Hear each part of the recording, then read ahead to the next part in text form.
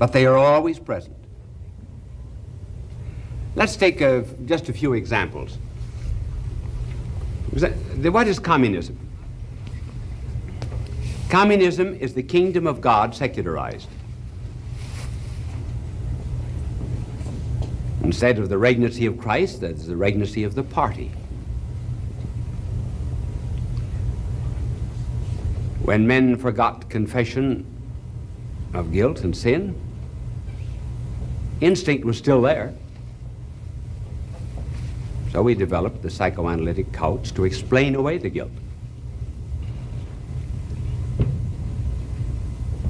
Then the Trinity, this circumcision of life and truth and love. When men lost that concept of God, we still had to have the Trinity. And do you know what the first atomic bomb was called that was exploded at Los Alamos?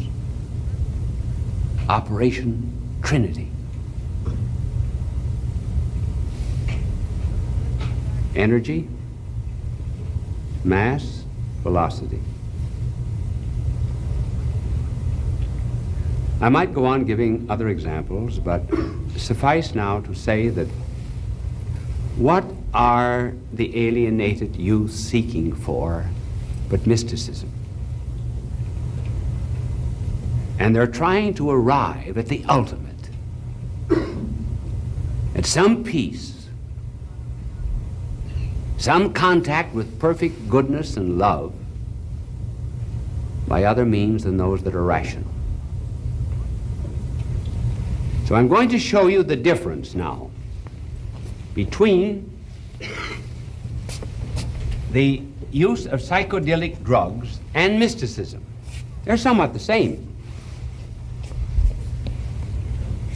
Same in the broad sense that mysticism is the search for God, and psychedelic is a drug as a way of escaping the earthly.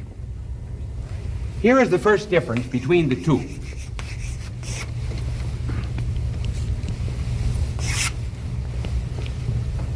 The psychedelic drug, and this is the way the hippies explain it, is a flight into the unconscious. Mysticism is into the conscious. First of all, it's a flight into the unconscious. We know that from all that we've read about it. Now, this cannot be a very sound basis for seeking peace. In one of the universities of this country, in the state of Missouri, psychedelic drugs were given to 150 schizophrenic patients. It didn't help any of them. Matter of fact, 3 of them became worse. The man who invented the psychedelic drugs, Dr. Hoffman of Switzerland, said, I lost all concept, unconsciousness of space and time, and I went crazy. And he was out of his mind for some time. Then it's an attempt to achieve a peace and a union with the ultimate through passivity. Man never does anything when he's purely passive. He has to be active. For example, in one of the tests that was made of youth, it was said that, no, we become creative when we take this drug. Something happens to us. So they gave it to men who prided themselves on being poets, musicians, and writers. Under the influence of the drug, they were told to create. The writings, the music, the poetry were given to men who knew music and prose and poetry. And they said they were unintelligible. But those who took the drug said, oh no, we felt that we were very creative. So this is no way, as you see, to ever attain the ultimate by going into the unconsciousness. We're ever to be creative, we have to be active. We have to use our senses. Now take, for example, mystics. St. Francis never lost touch with nature. He called fire, water, his brother and his sister. Teilhard de Chardin, great scientist who has written on mysticism, kept his reason about him. And we may give a telecast on it sometime so that he saw the whole universe being pervaded through and through with divine wisdom, with Christ as the beginning and Christ as the end. But it was through consciousness. The mystics have kept the universe, kept their reason, kept their senses, and looked for truth. There's no search for truth in the unconsciousness.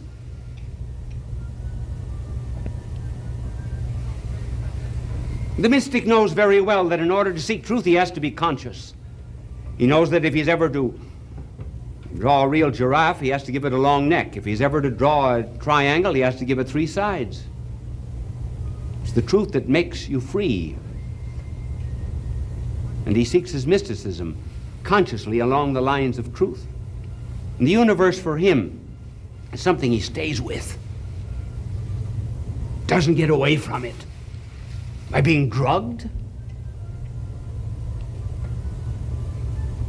So that to the saint, the universe is a kind of scaffolding up through which souls climb to the kingdom of God. And when the last soul shall have climbed up there, then the scaffolding will be torn down, burnt with fervent fire, not because it's base, but simply because it has done its work. This is the real way to achieve peace and union with the ultimate. Now there's a second difference. I don't think we're going to use our angel this particular telecast, and he's very happy about it because he's mystical himself.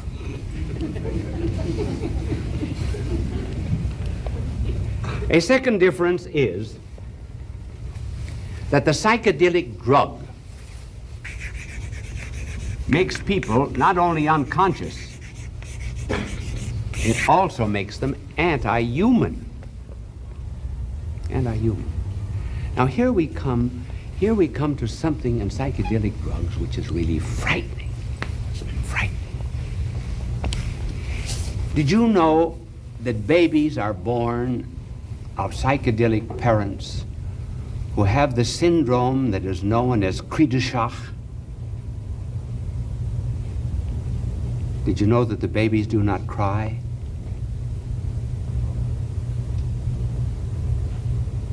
They have the cry of cats. Cats. Think of it. Is this the way to peace?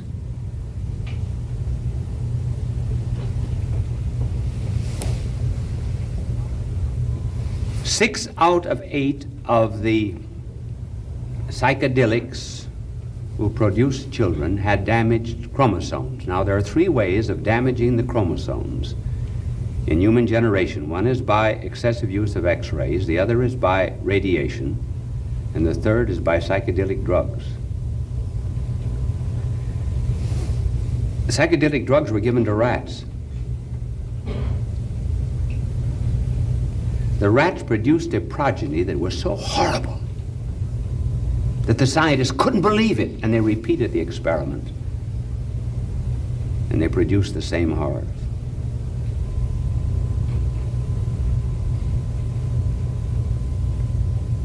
Babies that are born of psychedelic parents sometimes have a head very much larger on one side than another.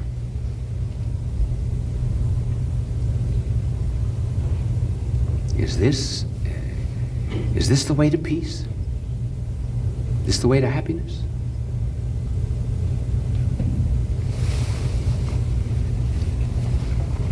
And it's anti-human from another point of view. Here's the testimony of a doctor.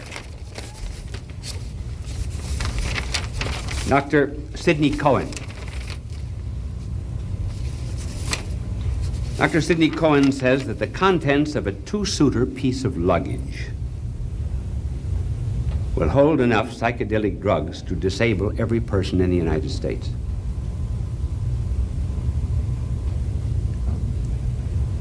If it's used by the military, the inhabitants of the city will become so bemused that they will give themselves away to an aggressor. A saboteur could carry enough in an overcoat pocket to produce serious temporary effects on all the inhabitants of a megapolis, if he could only distribute it equally. The next day, after having infected the people with psychedelic drugs, Dr. Cohen said, they would be very willing to turn themselves over to a new management. A girl here in New York, Christmas Eve party, took some DMT for the first time. Had to put her in a straitjacket. 6 months afterwards, every time she saw a camera, she thought it was an eye. It is a kind of an eye, isn't it? And her prognosis is not that she will ever become better. The anti-human is no approach. Peace. Now, what is the mystical approach? The mystical approach is ethical, not non-ethical, not driving people into the subconscious. Rather, it produces, the ethical produces in people a love of neighbor.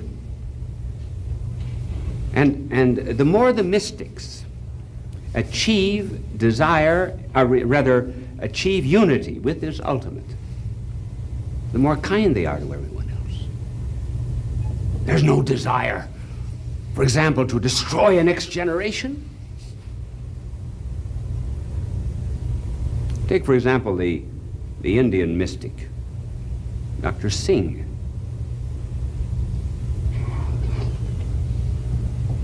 Dr. Singh went into Tibet, and he was with a guide going over the Himalayas.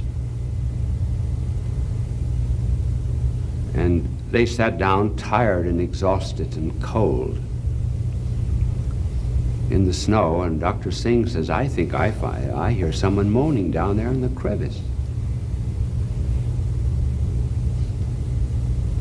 And the Tibetan said, well, don't be silly, we can't help him. We're almost dead ourselves. Dr. Singh said, I'm going to do it anyway. So he dragged himself down to the crevice, found someone had fallen in.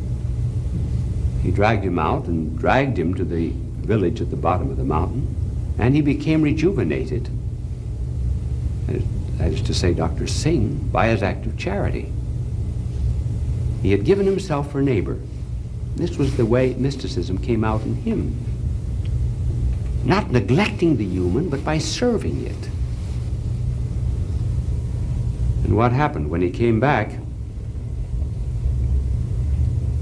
he found that his friend who was saving his life had lost it. He was frozen to death.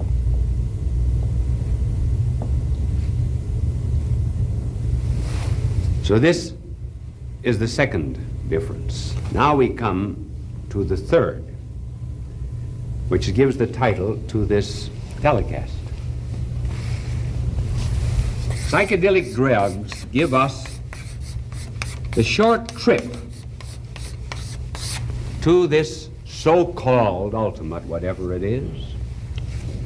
And true mysticism gives us the long, hard haul and pull. That's the difference. Why is it so many youths are fond of this short trip.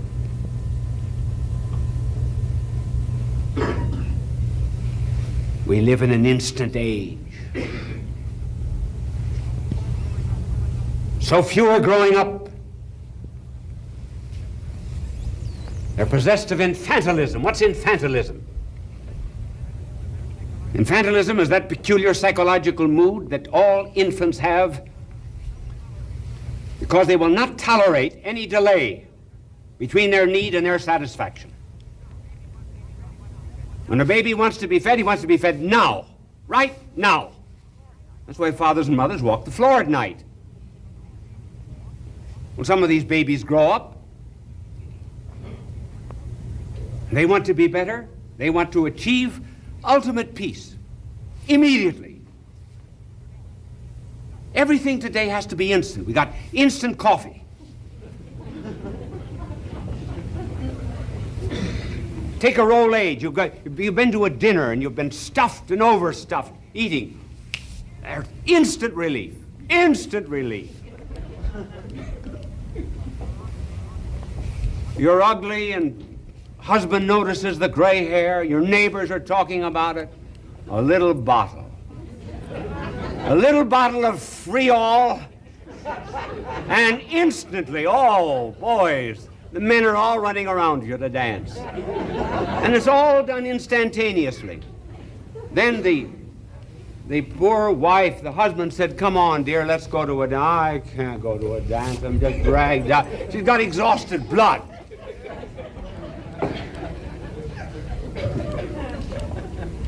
Lo and behold, he gives her something, and she's out to the dance, now dances them all. Immediacy is the cry of our age. And attempting to achieve wisdom, knowledge, peace, union with the ultimate by the short trip is impossible. You simply cannot put a bomb under a baby and make it a man.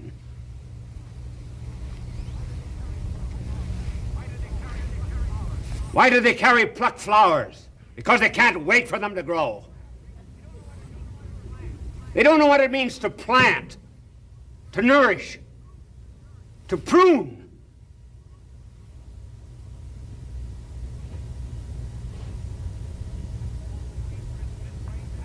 Nature isn't this way. Athletics are not this way. Musical artists are not that way. They can't take a drug and become artists overnight. It's immediacy that's ruining our age. The long haul. Oh. Goodness gracious, anybody who's trying to be good, it's a struggle.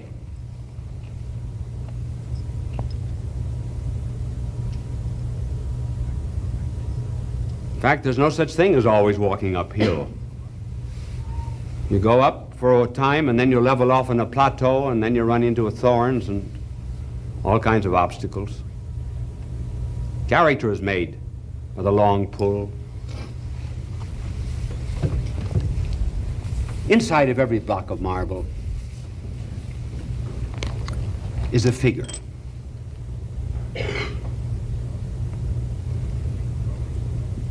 Great sculptors can draw that figure out. How does the sculptor do it? Well, he first of all, with his hammer and his chisel, knocks off great, huge blocks of marble, of egotism, things that spoil the form. And then the more gentle chips, and finally the brush of a hand. Drawing out a figure so perfect, for example, that Michelangelo, when he created his Moses, looked at it. To him it was so satisfying that he struck the base of the statue of Moses and said, "Speak!" But it took the long pull for the sculptor to do that. If a violin were conscious, and the violinist began tuning the strings, tightening, tightening, tightening, The strings conscious might say, don't do that, it hurts. Why do we have this long pull of effort? And the violinist would say, oh, in order that there might be the greater melody, that's the reason. On the tomb of Duns Scotus in Cologne, there's the inscription, Bis mortuus semel sepultus. He died twice, he was buried once. Died twice, why? Because he was undergoing this long pull, process of mortification in order to achieve peace. Remember when the Greeks came to visit our blessed Lord? We do not know what they said, but I've always suspected they said, you come to Athens. We accept wise men, we killed only one. We poisoned Socrates, and we have regretted it ever since. Come to our city. And what did our Lord say? Unless the seed falling to the ground die, it will not spring forth. If it dies, it'll produce fruit 100-fold. In other words, my dear Greeks, there's no shortcut to wisdom, to peace, to happiness, or anything else. There's the dying to self. There's the long pull and that arduous haul. But during that haul, there's peace and there's joy, and life is always beautiful.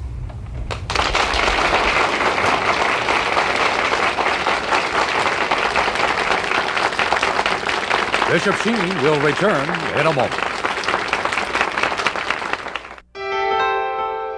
Fulton J. Sheen is indeed a man for all seasons.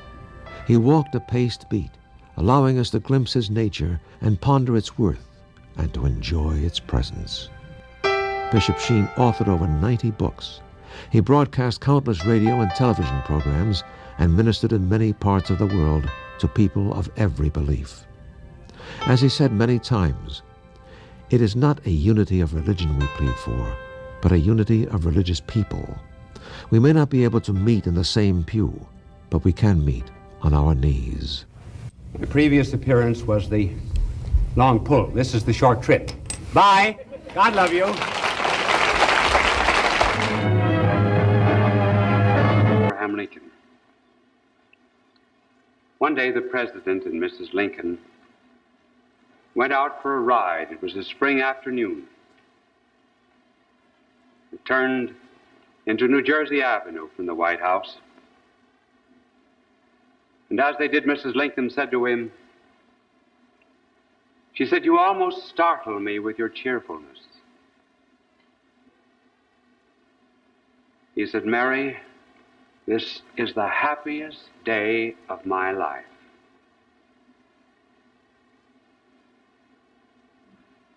There are some who think Lincoln was melancholy. Let's find out what he meant by happiness. No character is ever born great. Character becomes great. Some people's lives are flat and dull, and others have a tension and a pull. There are opposites in them, like the positive and negative poles of electricity.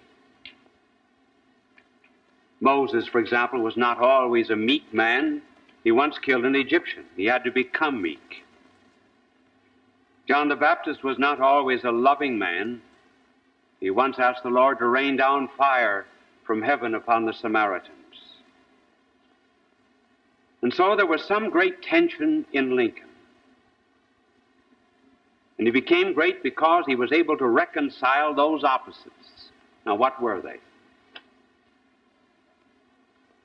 They were adversity and joy.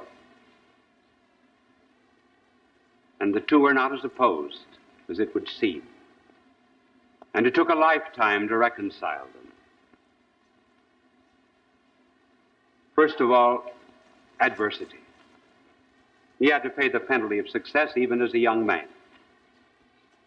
Someone has said that jealousy is the tribute which mediocrity pays to genius. They said that his simplicity was a pose,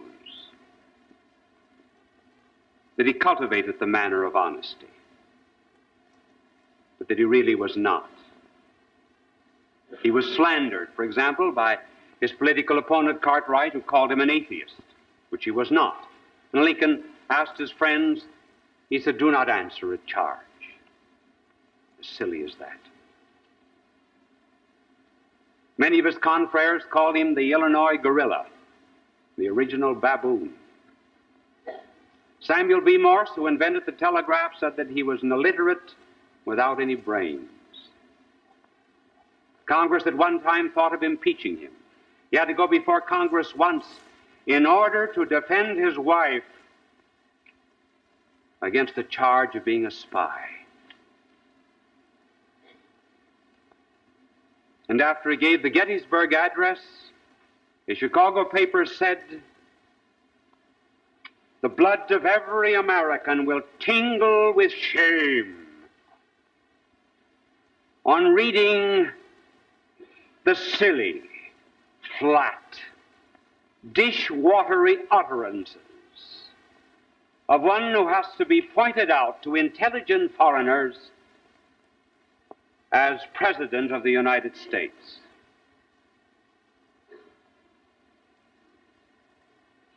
And then there were other adversities besides slander, great sorrow. When he was a young man, he fell in love with Anne Rutledge. She was only 18. She was in love, at least for a time, with a young man from the East who failed to correspond. Then Lincoln met her. She was beautiful, as fresh as springtime. He asked her to marry him. They were engaged. She was taken ill, seriously. Lincoln was the only one that was allowed at her bedside. When she died, Lincoln said, "I cannot bear the thought of rain falling on her." And he used to go out and walk through the woods near the grave, muttering strange sounds, trying to recover a belief in immortality because he had read some of Voltaire and Volney. He said one day to a friend, pointing to the grave of Anne Rutledge, "My heart is buried there."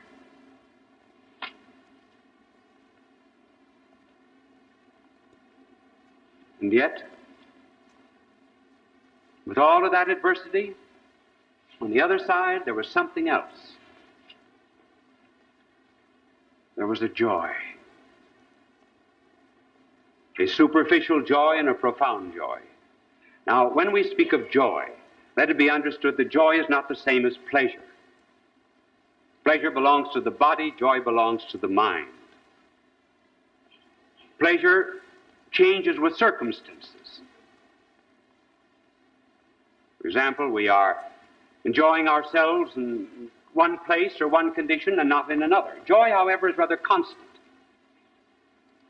Pleasure changes with the years. We do not have the same kind of pleasures when we're old as when we're young. But joy remains always the same. Now, Lincoln had a joy, not a gaiety. It was superficial and profound. Superficial, first of all, and that manifested itself in a love of stories. I think that the incidents that he very often recounted were just a kind of a surface manifestation of something that was really very, very happy down deep in the inside, particularly as adversity increased. One day, Mrs. Lincoln came up to the room. They left a White House reception. One of the boys was sick. She had a big, long train on her dress.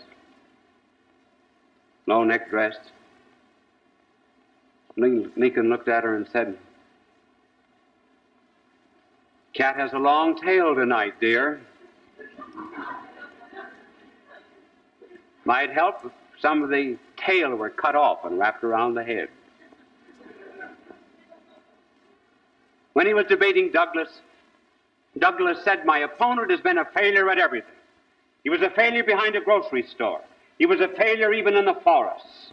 He was a failure even behind a bar because he sold drinks."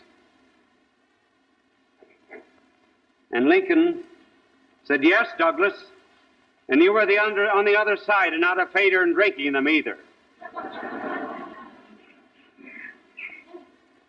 At one time, someone said to him, "Mr. Lincoln, we've never heard you swear or blaspheme. Why is that?"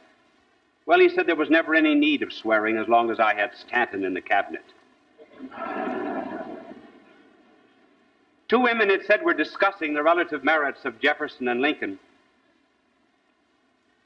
And one woman said, "You know, Jefferson was a praying man." And the other one, defending the president, said, "But Lincoln is a praying man." "Yes," she said, "I know, but the good Lord can never tell whether or not he's joking." Lincoln said that he never invented a story, that he did not have a wit. He said he was just a retailer of stories. And they got him out of many, many jams and difficulties. But all these things were superficial. Sometimes they illustrated even a domestic policy. He told about a red-haired mother who had 12 children. And he said that she would spank them and whip them and so forth, but she said to her neighbors, "You stay out of this. This is my quarrel, and we settle everything in this house." And Lincoln said, "We settle everything in the United States, and we want no one interfering in our business." But then came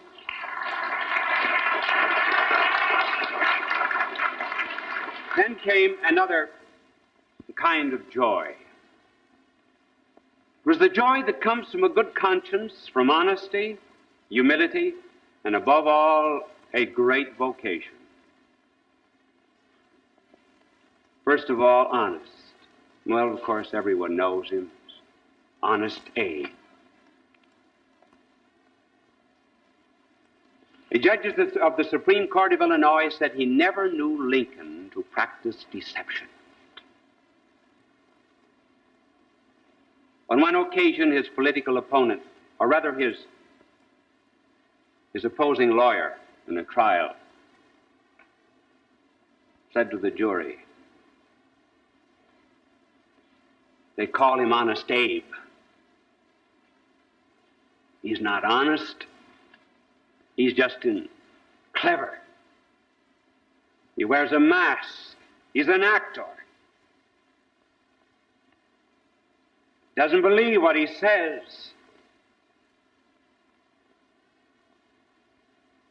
And Lincoln said, "You have known me for many years. Is that true?" And the lawyer bounded to his feet and said, "No, it's a lie.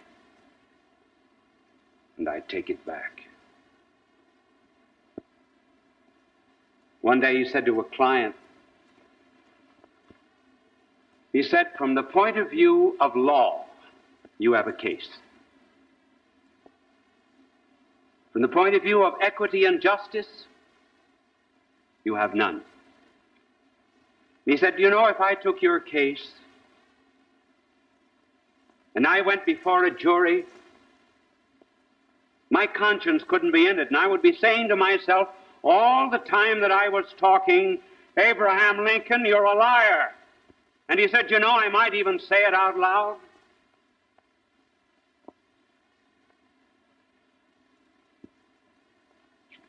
He was associated with another lawyer who charged the client $1,000.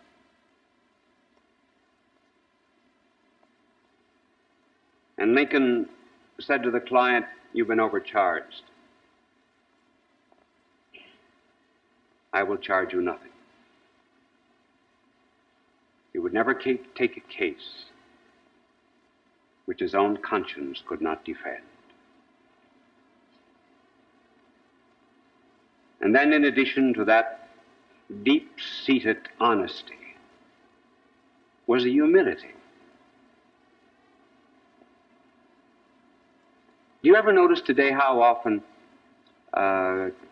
people will contradict themselves and say, well, I'm very proud, and I say it in all humility. I've heard dozens of people receiving awards say that. Lincoln would never accept an award or an honorary chairmanship or anything that did not have some work behind it.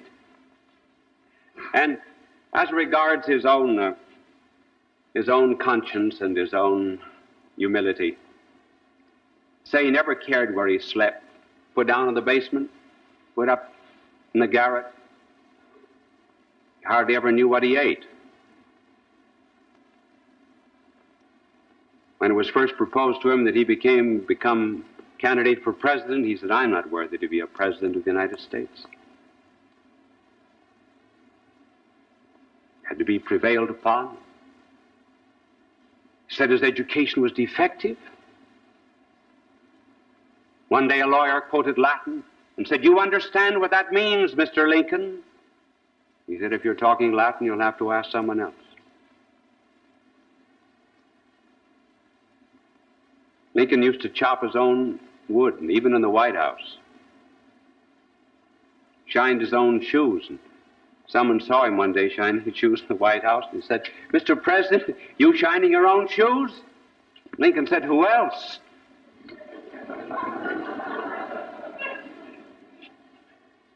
And one day, well, not one day, but on many occasions, he used to annoy Mrs. Lincoln considerably because he would always open the front door for the visitors. And one day Mrs. Lincoln reprimanded him. She said there was someone there to do that. And the lady was going out, said to Mrs. Lincoln, Mary, she said, if I had a husband like that, I wouldn't care what he did.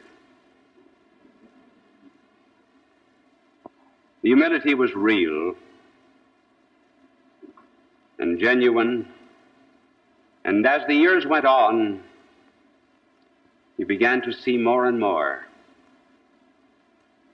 that he owed everything to a power above him. And then allied with that was a sense of a vocation, which he received very early in life,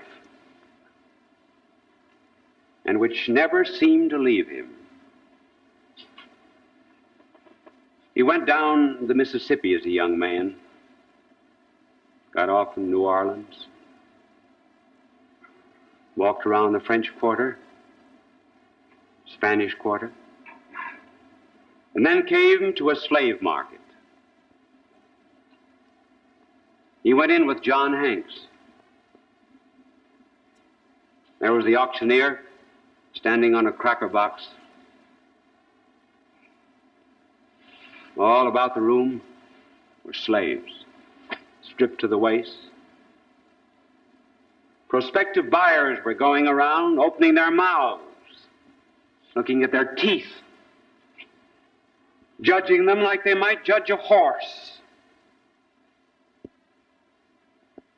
Others forced the slaves to run around the room, see if they had good wind, if they were strong enough for slave labor. And others turned lecherous eyes on the women they bought.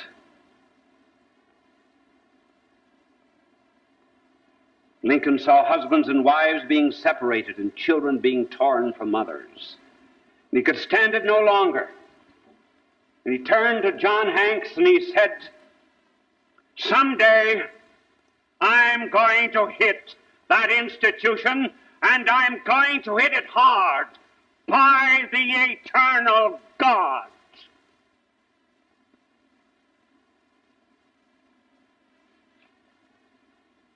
Backwoodsman. And illiterate. talking about an institution that went back to 1437 when a Portuguese sold 10 slaves to someone in Portugal. And he, without any education, any background, was going to hit this institution. Why, a man who has a vocation like that is happy on the inside. And so the two, joy and adversity, went on through his life.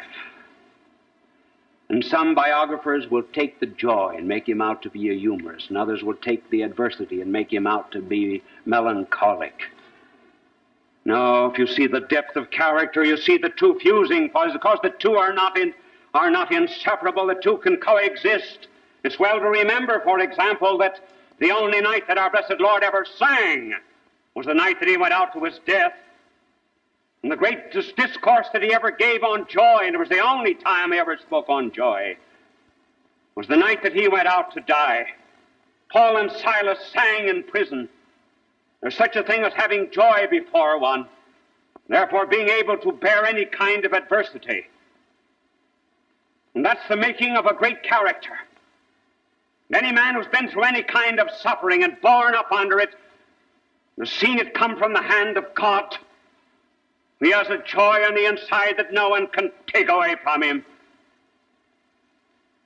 And as time went on, it was joy that came out of this adversity and this vocation. So he had a presentiment of death, certainly. He did. He dreamed about it. He dreamt about it one night in Springfield in 1860. He was on a couch. He was looking at a mirror in the far end of the room. And he saw two faces. His own. First one, clear, lifelike. The second, dull and ghastly. He got up from his couch and walked up before the mirror. And two images vanished, came back again to his couch and looked.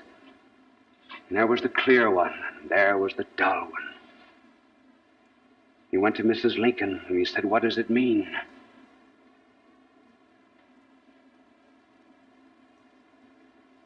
She said, "I think it means that you will finish your first term, but you will die before the second."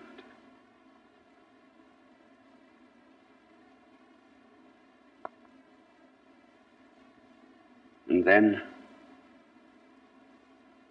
1865, one night he was very quiet. Mrs. Lincoln said to him, "You seem troubled." "Yes." Said, "I've been troubled about a dream." And he said, "What is strange is that in the morning when I woke up, I took up the Bible and I turned it over. And every page that I turned was the page about a dream or a vision, beginning with the vision of Jacob and the angels ascending and descending the ladder.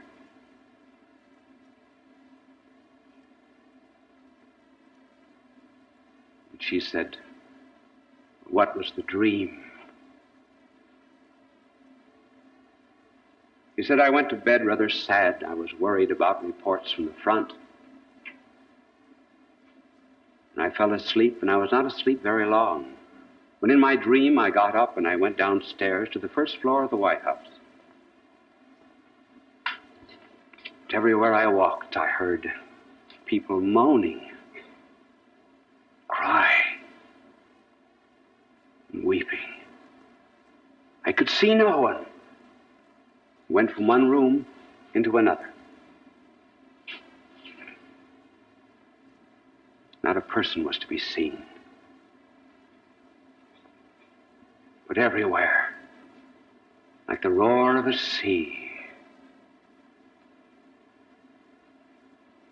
a moan and a cry was going up. I went into the East Room. And there in the East Room, I saw a coffin. Round about the coffin were soldiers. And I said, "Who's dead?"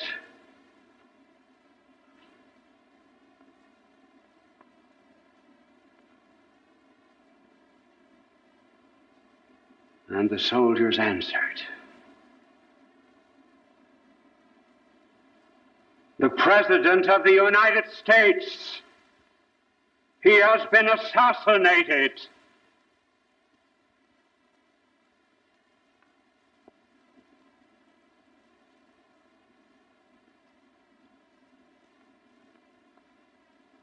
That was my dream.